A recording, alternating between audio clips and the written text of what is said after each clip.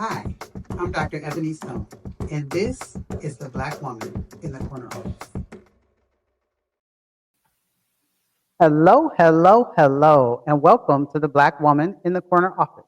I'm your host, Dr. Ebony Stone, your favorite coach and author, and I'm here today with an amazing guest. I can't wait to jump into it with her. I'm going to tell you a little bit about her, and then we're going to learn her story. All right? So I am here today with Brandi Hudson, who is a performance coach. She's a speaker and she's a former executive, and she helps accomplished professionals create sustainable results through replicable processes. I'm looking forward to getting into that. As an operations person myself, replicable processes are extremely important to me. And she helps you create success that doesn't require burnout or spin out. She's widely recognized for her expertise in happiness and human behavior. Brandi helps clients understand how their emotional state shapes performance, decision making, and outcomes, and then teaches them to shift it into their favor. Welcome, Brandi. Welcome. Thank you so much for having me. I'm excited for this conversation. Yes, thank you for being here. Probably about 2 years ago, I decided to share my story in the form of a book. And through doing that, I got a lot of feedback as people were reading the book. It's called The Power of the Pause. People were saying, hey, people needed to hear this story. Thank you so much for sharing. And so I started to think the stories and career journeys of others are so important. And so this podcast was born. And so I'm going to start by just asking you to tell us a little bit about yourself and then tell us where your career started before you became the Brandi that you are, right? That helps us with happiness and performance. Tell us where you started. So tell us a little bit about yourself and how you got started in your career. Yeah, well, I started not too far from where you are now. I started in Detroit, Michigan. I was born and raised to teenage parents, and they were amazing in that they really taught me how to think about success as a Mm. way of building a life that I wanted and a life of my dreams. And so I was always had crystal clear focus on achievement. And so when I think back to those days, started as a little girl, always getting excellent grades. My parents really pulled together all the money they could to send me to private schools. So I went to school about 25 minutes outside of the city in the suburbs. And I then, was accepted to 14 colleges, and my parents were quite proud. And I didn't go too far away. I went to the University of Michigan, go blue. And then I graduated and I went into a role in healthcare sales. So I was a pharmaceutical rep and then a medical device rep very quickly. And, before, the age of 30, I was leading teams, and it was a fair amount of success. I was making more money than I ever thought I could make, and I had a big title and was able to buy anything I wanted. I really thought that I had made it. And so if you look over the course of my career before I made this transition, I led teams of upwards of 100 people and was responsible for $250 million worth of revenue independently. Um, and had been responsible for 6 different businesses, helped a couple startups really grow and expand. And it was a lot of fun. Mhm. And I'm grateful for that as my foundation. And then I took the pause that you talked Yeah. about. Yes. So as I hear you talking, right, you were, as I like to describe them, you were that girl, right? You were doing all of the things, being all of the things, people looking into your life and saying, man, Brandi has it all together, right? And you did, like you earned it. You worked hard for that. Yeah. But I'm sure over that course of growth, there were some obstacles that you came up against. So, what I'd like to do is talk a little bit about what those obstacles were before we get into kind of the turning point. So as you think back Yeah. over that career, what were the obstacles that you came up against? I mean, I think I maybe faced most of the obstacles that people can face. Like first of all, I was a very young leader, so I felt as though I was discounted for being young. Secondly, I was black, and so there were people who like never quite said it, but always found a way to say it. Something about, one time I had a customer actually asked me if I was a princess because he had never seen any young black woman who was the actual boss. And he like Wow. went on for hours. And I was like, this is crazy. And my colleagues at one point started calling me a unicorn because they said every time you walk through your meetings, everybody stops you like you're a unicorn because they're trying to understand, how you got here, right? And it became this like gift and the curse, right? Like I'm at a company that's worth, $40 billion, and the CEO is on stage talking about my promotion. And mostly because there just wasn't anybody else. I mean, I think I was very good at the job, but the company had clearly done a very bad job at promoting diverse candidates. And so there you are, and you're like under this microscope. I remember a gentleman like, I was put on a project with him to talk about how to help future leaders grow in the organization. And he was kind of like, well, I mean, you haven't really been leading people that long. So I don't know how you can help with this. Right. And so Oh, he's like wow. very condescending. And then literally 6 months later, I was a first line manager on a project with him. We were technically peers. And then 6 months later, I got promoted. And now I'm like, over him, right? And so and I'm like, oh, 6 months ago, you didn't even think I could help first line leaders be leaders. And now I'm, the boss. And so there's always these like tricky situations. And then I also think there's this push and pull of like, and I had to have a coach point this out to me. And I think it's true. Like part of you hates being the only one, but deep down there's part of you who loves it too. You're like, oh, I'm the only one, and you start to think you're so special. Right? Right. And so there's these external issues with kind of navigating corporate America, but then there's also the things that you're working through yourself, right? And trying to remain grounded and also not just get caught up in this. I could go on. I faced every problem, Dr. Ebony. Listen, I hear you talk, and I understand that like unicorn-ish facade. I remember I was a frontline leader, and my boss at the time said to me, "Well, I don't even know what we were talking about, but I'll never forget his comment. He said, "This is us. This is it for us. Like this is as far as we'll go." And I was thinking to myself, no, this might be as far as you go, but I'm not stopping here. And the further you go, the fewer of us you see, which is really strange to me considering we're the most educated demographic of the population. I have met some of the most brilliant people that I have met are Black women, but it just tells me that it's not the education, it's not the talent, it's not the ability to perform. No. There are other things at play that keep us out of these positions. We should not be unicorns. No. There's no reason for us to be unicorns. No, and I Right? mean, just to add on to what you said, all of those things are true. And also, when we get into these roles, we historically outperform in these roles, and you see it across industries, you see it across spaces, across tiers of whatever role you're in. And so we know that we can do really excellent work. We can do really excellent work consistently, and that as much as anybody else, and maybe more than some, we were really meant to be leaders, and that's a gift that we have, and it's one that we have to own in order to actually get the roles that we deserve. Yeah, for sure. So when you think about all of these obstacles, right? You're young, you're Black, you're a female.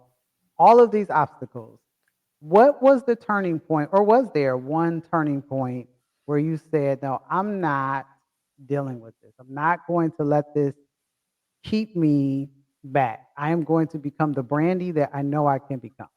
Yeah, I mean, I will say it's twofold, right? I think part of me never really let it keep me back, right? Like part of me was like, you know, in spite of all of this, I'm a win. And Yeah. I've always been a winner since I was a little girl. I was an athlete. So that kind of like winning energy is just in my blood. I tried out for the Olympics. I broke the Big Ten record. I was like captain of all my teams. I was the leader like on our all school board. So I had done many, many things in my life.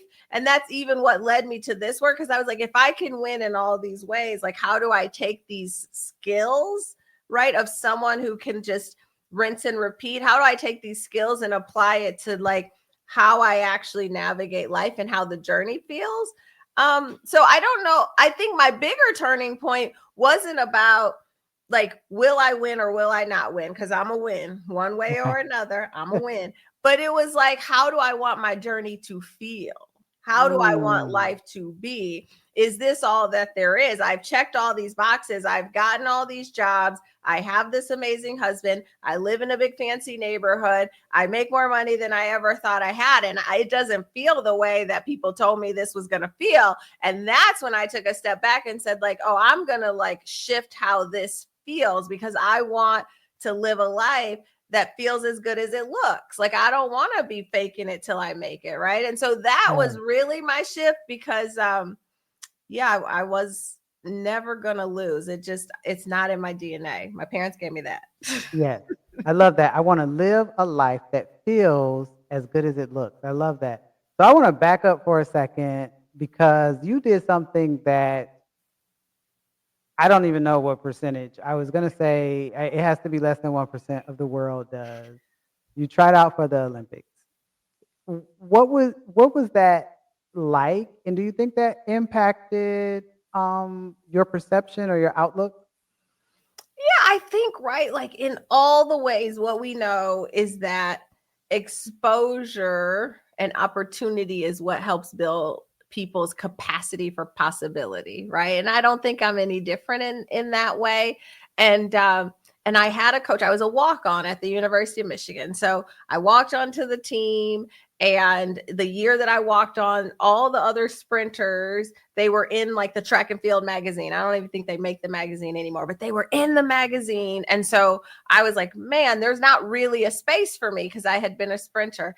And then the girl who was our best long jumper, she was graduating. So I was like, you know what? I want to be on the travel team. You have to be the top 32 girls to travel. I want to be on the travel team. So I joined the team, but I kind of joined it and I never had really big dreams for myself. But my coach said, you're Mm, better than you think you are. And I was like, huh. And he was like, you can like do this. Like I literally, my goal was like to be number 32. Like, and I think it was more about the community. I was like, I just yeah, want to travel and like be yeah, with the girls and have it's like a track team is like your own sorority, right? So I just yeah. thought that was great.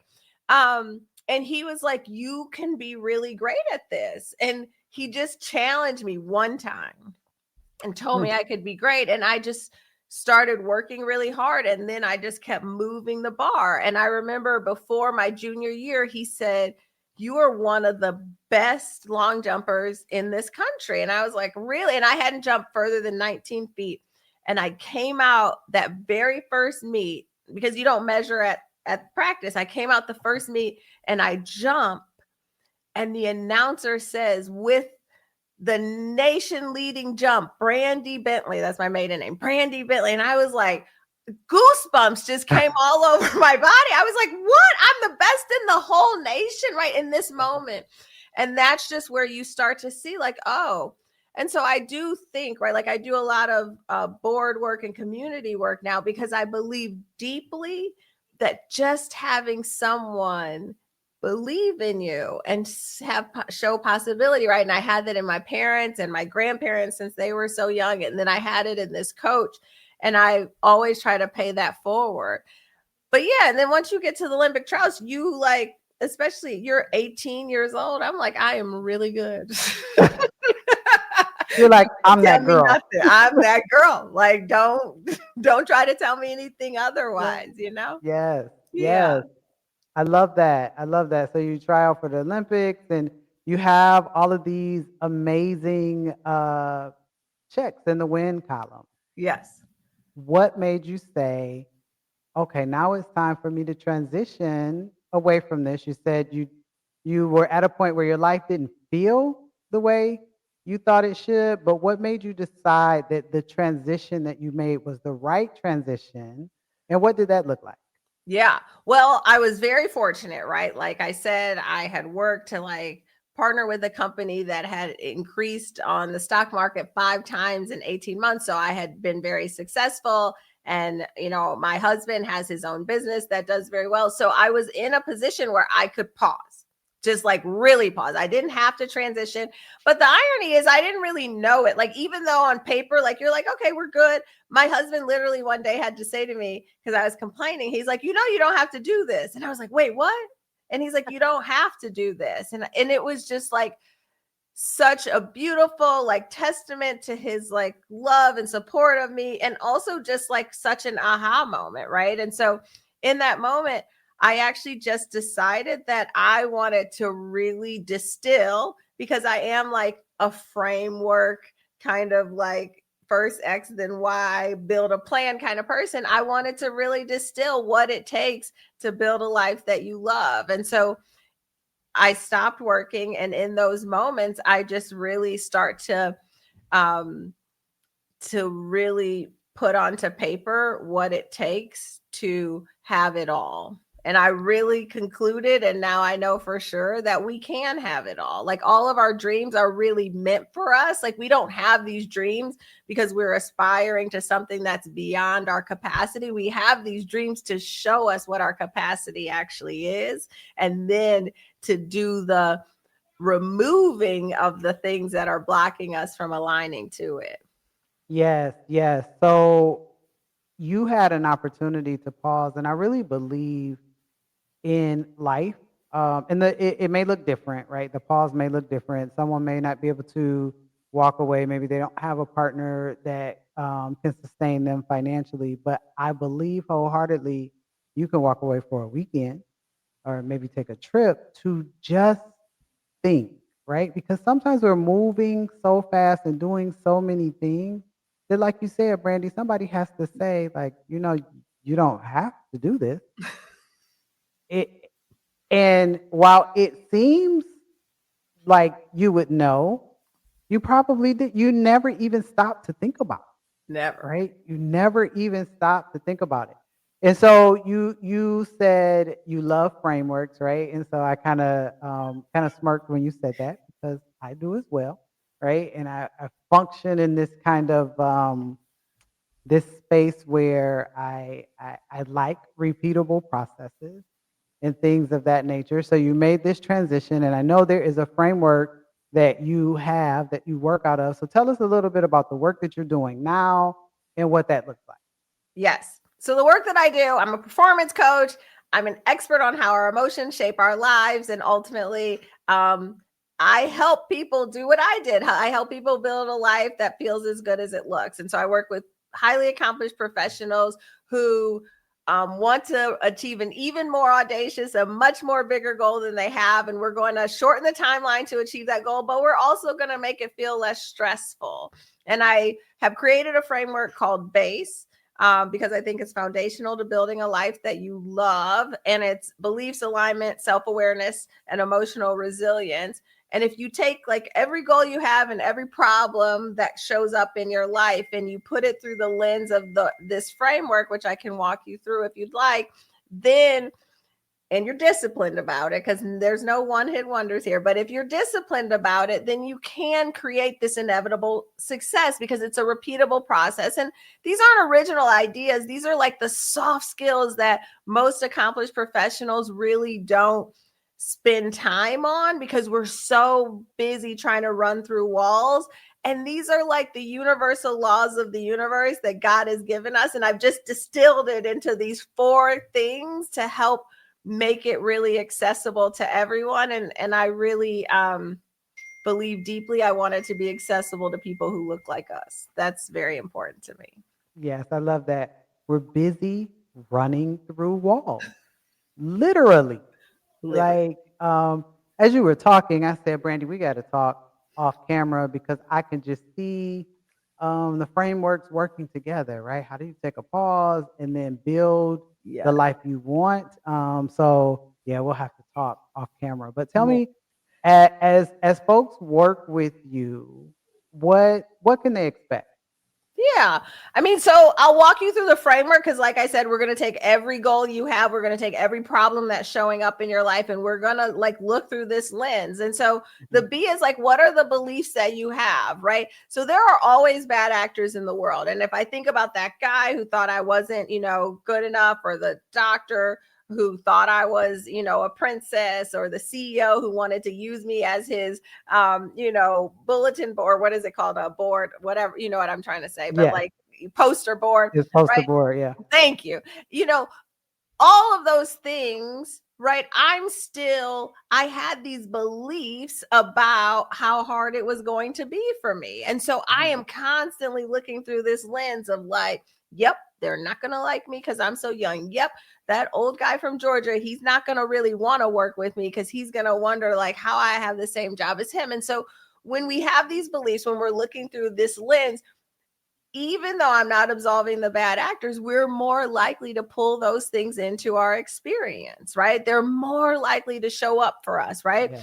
And so I say now that I still live in a society that is racist and sexist and all the things, but I no longer allow those things to shift my life, right? yeah, Because I have different beliefs about how I'm going to interact with the world, right? So we want to very early on know what we believe deeply, do our very best to shift those beliefs. And then as we shift those beliefs, we're less likely to draw those things to us because our brain is so incredibly powerful, and our brain's only job is to prove us right. So every day our brain is trying to prove us right. And so I tell people like the life you have is what you believe you deserve, because your brain is trying to prove you right. And you can tell me you believe you deserve differently, but I'm going to tell you that it can't be true, because your life is just a mirror of what you think you're worthy of having, right? So the yes, very like foundational work is just to be like, hey, what do I believe, right? Do I believe money's growing trees? Do I believe there's not enough Black men in the world for me to get married who are educated enough, who are smart enough? Do I believe that like being a mom is like really hard and it's never gonna like work out for me? Do I believe that like no one has my back? Do I believe that my friends aren't gonna be there for me? Like all of these things, even if they're true, and they probably are because you believe them, they're not helpful. no, because what you believe, you will speak, You and what will. you speak will become true, right? It has to. Yeah, yeah.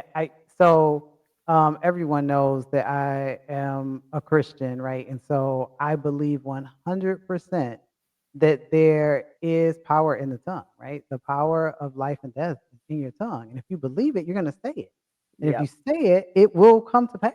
It will make manifest, because saying it, writing it, knowing it, like putting it out into the world is the first step of creation, right? Yeah, And God has made us all creators of our own reality. That's where that free will comes in, right? And so yeah, the belief is the first thing you want to shift and adjust, right? And then the A is alignment, right? So if you want to be a millionaire, a billionaire, if you want to be married, if you want to be whatever it is, you fundamentally believe that that thing that you're seeking to get is going to make you happy, right? But most of the people are like, oh, I really want a man, or I really want a job that pays me more. And then they go through the laundry list of reasons they don't have it. And so energetically, like you're down here because you're like worried it's not going to happen. You're fearful it's not going to happen. You're going through all these dense emotions about why you can't reach your goal. And what you're trying to feel is up here, right? So the yeah, way that we close that gap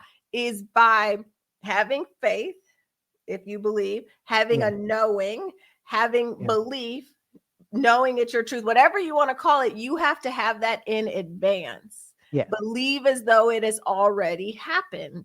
And when you are in that space of alignment, of knowing that, like, I am not a billionaire today. I may not be a millionaire today. I may not even make $100,000 today, but I am a person who does. And Yeah. I act from that space. Then inevitably it will come to pass. And your work is just to shrink the timeline. It's not to think about, will this happen or not? And so that's all we're doing, right? We're getting in alignment in advance. We're having this deep faith and trust that our success is inevitable. And then there it is, right? Yeah. And then Yeah. the S is self-awareness. Like, you got to know when you're out of alignment and when you have limiting beliefs. You have Yeah. to be able, like, you can't hire Dr. Ebony and Brandi every day to tell you that you're off track. We can't be there with you and we Right. can't be in your head, right? So you are with us and we hold space for you and we hold up a mirror for you to see. And then you have to start to catch it on your own. And then as Listen. you start to see for yourself, like, oh, I'm off track, then you can make these moderate adjustments to get on Yes. track and stay on track more often than not. Again, making your success inevitable. And Yeah. then the E is the hardest, I will admit. Like, we all have stressful things that have happened in our lifetime. And some of us have had traumatic things that have happened in our lifetime. And we may need therapy, or we may need to cry deeply, or something in between, or all of the above. And but we have to, we owe it to ourselves to do the work to disentangle ourselves from those stressful traumatic events. We want to be in a place where we hold the wisdom of those events, and we have to believe that there was wisdom in the event. Everything that happened to us happened for us, no matter how hard it seems. And we hold the wisdom of it and we release the dense emotion. And that may involve forgiving the other person, forgiving ourselves. That may involve a lot of work. But when we hold on to that wisdom and we are no longer tethered to the event by this dense emotion, then we start to live in this present moment, right? And it works both Yeah. ways. Like, when really great things happen to us, we have these beautiful emotions about Yeah. it. And then those things start to happen over and over again. People Yeah. look badly upon some people who make lots of money, but the reason people make more and more and more is because they no longer have any sort of boundary around making money. Their minds are so expanded, their capacity is so Yeah. expanded, right? And so we repeat the good things, which is in our favor, right? Because 95% of our life is on autopilot. That's amazing. It helps us not have Yes. to use energy to build all the time. But you have to realize you're also repeating these dense things, and those are the things you want to work on. And when you do those 4 steps, any problem, any condition, any goal, I promise, with consistency and discipline, that you'll achieve it. Yes. Yes. Yes. I love that. As you were talking about the E, Yes. right? I see that as the work that we hear people talk about all the time. Like, people say, I did the work. I did the work. That is the work. All 4 letters are the work, but the E, that work that you have to do emotionally is important. Like, having a good cry. You mentioned that, Brandy. I can tell you, there was a point in my life where I was processing through some things, just as you talked about, and there were days where, not just a day, there were days where I just had to release that emotion. I remember one day, I remember in 2020, after the murder of George Floyd, and I am so thankful to have been in a position with a leader at that point who understood that I needed time and space, and gave that to me. I don't know that many people were given that. Lots of people had to just continue to go to work, right? But I was at a point where I needed some time and space, and I was given that to work through that. And then several years later, there were some other things that came up in me, and I just needed good cries. Hmm. Sometimes you need good cries, and you need a great therapist in your life. So thank you Yeah. for bringing that up. You Yeah. need coaches like Brandy and I, but you also need a good therapist in your life. Coaching and therapy are different. You need They're a very good different. And I therapist in think, your life. were you Go sorry? ahead. Okay. I think that sometimes people do the work and the work is so heavy. And it can be so daunting depending on what you've navigated in your life. And so people are like, well, I did the work. And so where's the reward? Right. And so I I tell people like E is at the end because base is like a very sweet little word and framework, but E is like it's honestly just the first part. Yeah. Right? Yeah. Like you actually like once you have like resolved most of your trauma and stress and drama in your life, then that's when we like do the lift, right? That's when you come to the coach to help you kind of think about the future, because that's really resolving your past and like shifting your beliefs and being in alignment is actually how you build the future. And you have to do all three to get what you're looking for. Absolutely. And it's so funny once you do that work, sometimes things that were covered for you or you couldn't see them or you didn't believe you could do become very easy for you because you So have blocked the things yourself. So I love that. So I've got two more questions for three. I was three more questions for you. okay. The first question is, let's say there somebody says, what one thing should I take away from this conversation that Brandy and Ebony have had? What one thing do you think is most important for our listeners who are all career women? Well, there could be other people listening, but mostly career women. What one thing do you want them to take away? Oh man, distilling it to one. I think what I would say, because I've said a lot of my pearls already, but what I would really say is choose you every single day, right? And when we Mm, choose ourselves over and over and over again, we will always end up getting it right, right? And I remind people that when I choose me, when I do what's best for me, it is actually best for the whole world. And so it's a mm. really beautiful way to center on doing your work and knowing the ripple effect is goodness for everyone. Black women take on this like need to shift and help everyone else, and we don't always put on our own oxygen mask. Yes, yes. That is so powerful. God designed each of us uniquely. And so when you push into who you are designed to be, it's better for the whole world. It's It's like you better said. for everyone.